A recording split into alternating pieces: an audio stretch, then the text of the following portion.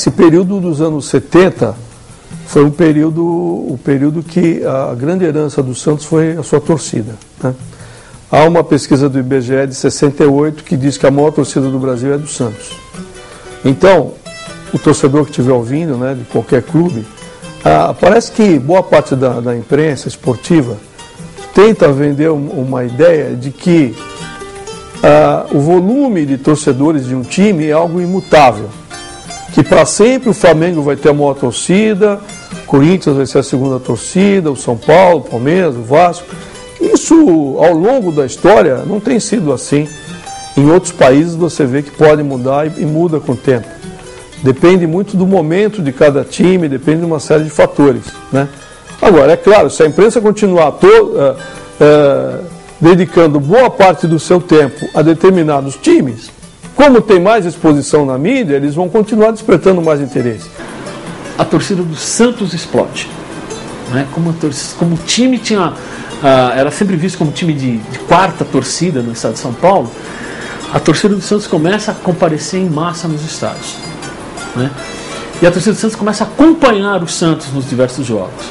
Então o Santos tem um jogo do Santos em Salvador, que a torcida do Santos vai acompanhar e só chega no segundo tempo, né? Então isso passa a ser uma manchete, né?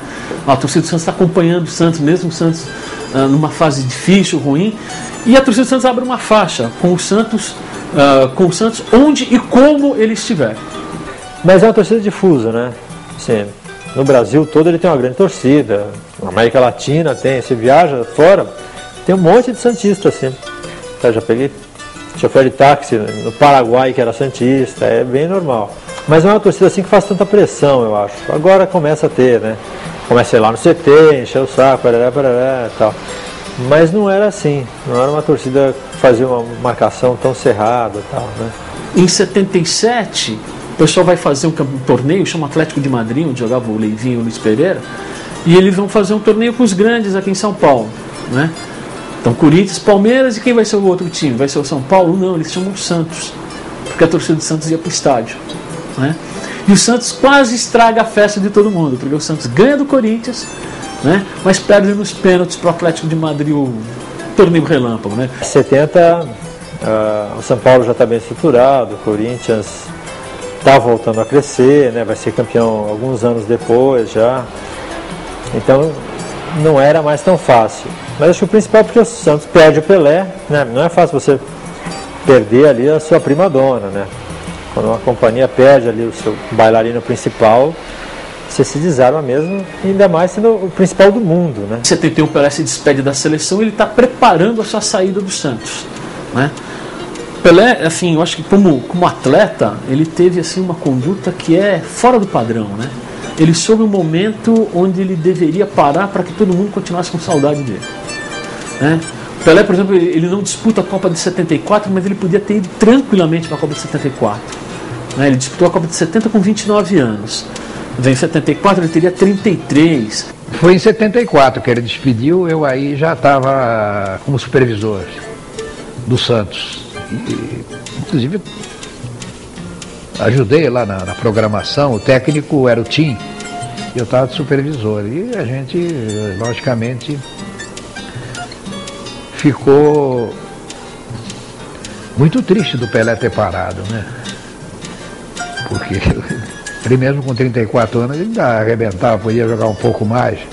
Mas ele parou na hora certa, ele sabe o que fez. Claro, já tinha uma grande experiência, mas não tinha a juventude de anos atrás. Mas continuava sendo o rei. Eu joguei 12 anos com o Pelé, entre Santos e Cosme, tá? Eu acho que com o Pelé não vai aparecer, não. Porque o Pelé fazia coisa que Deus duvidava que ele estivesse fazendo, né? Eu joguei do lado dele, tive o privilégio de ver de perto, né?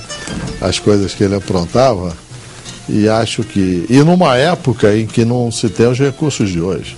O que acontece com o Brás Cubas é que ele chora muito ali, uma tristeza absurda, juntando essas duas coisas, né? A morte da mulher, que ele finalmente consegue realizar, e a despedida do Pelé, quer dizer, o fim daquela grande era, tal. Ele percebe que é o fim felicidade suprema.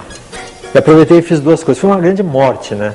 Chamam de viúva do Pelé, o torcedor santista, mas e com muita razão, porque é isso mesmo, você perdeu ali o seu cônjuge. Então eu fiz que aconteceu mais ou menos a mesma coisa. Alguns dias antes morre a Yolanda, a mulher dele, mulher de toda a vida, amor único e supremo e tal. E ele não faz nada, assim, ele fica passivo e tal. Agora eu fico imaginando o Pelé com todos esses recursos que se tem hoje para dar condições aos jogadores, o que ele ia fazer hoje? Não? Os campos, tapetes na nossa época, eu lembro a Vila Belmiro, porra, era areia pura. Hoje vai lá ver o campo do Santos como é que é. A proteção que a FIFA dá aos grandes jogadores com os cartões amarelo e vermelho. Na nossa época, o nego dava daqui para cima, porra. Era porrada mesmo. E o juiz, a maioria eram complacentes. Fazia a vista grossa. Entendeu? Sem demérito nenhum. Mas o Pelé hoje, para mim, ele ia fazer muito mais do que ele jogou. O que o Pelé fazia, você chegava numa fronteira, delegação de Santos, aí eles queriam o toque do Pelé. É uma palavra mágica. Pelé é um nome mágico. A partir do momento que o Pelé abandonou o futebol em 74, o Santos se viu envolvido em uma série de dificuldades financeiras, de escândalos. Ele não deu sorte também, porque havia comprado o Parque Balneário, apostando que o jogo voltaria ao país.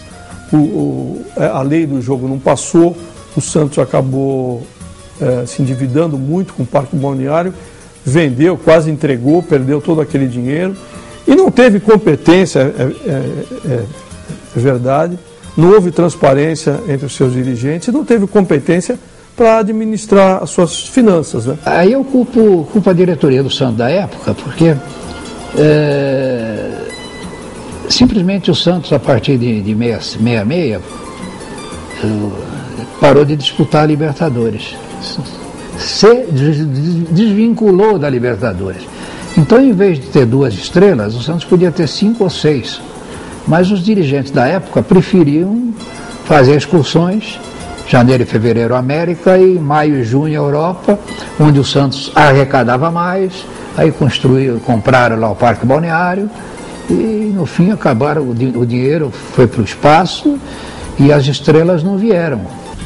O que o Santos deveria ter feito era continuar viajando com o nome Santos. O Santos poderia ter virado uma empresa, sei lá, né? Até havia uma ideia antiga da subsede forte em São Paulo. Teve subsede, mas mais forte. O Santos tem uma torcida enorme em São Paulo. A Chácara Nicolau Moran podia ser um clube, né?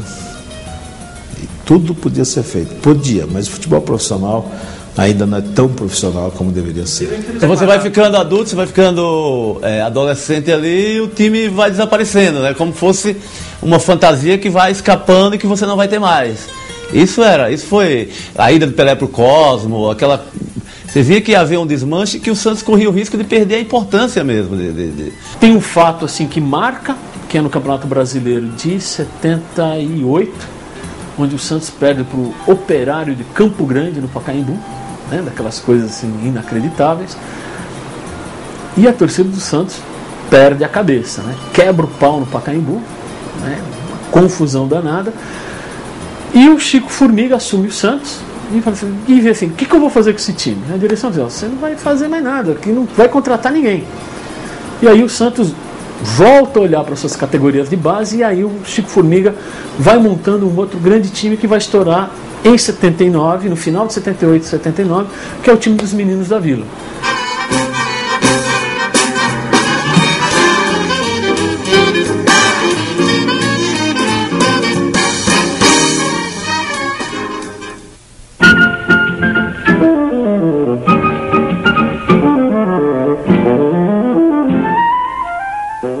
O Coutinho é muito engraçado, espirituoso. O Coutinho, uma vez, ele acabou um jogo, acho que foi com o Corinthians, ganhamos de certo. Aí um garoto foi pedir um autógrafo para ele, lá no corredor do estádio, e foi, pegou o papel e a caneta e deu pro Coutinho. Por favor, coloca aí o nome do senhor. Aí o Coutinho escreveu e e devolveu pro rapazinho. O rapazinho olhou e falou, pô, eu pedi o seu autógrafo, você escreveu aqui Jesus Cristo. O Coutinho falou, não, você falou para mim, coloca aí o nome do Senhor. Foi o que eu fiz.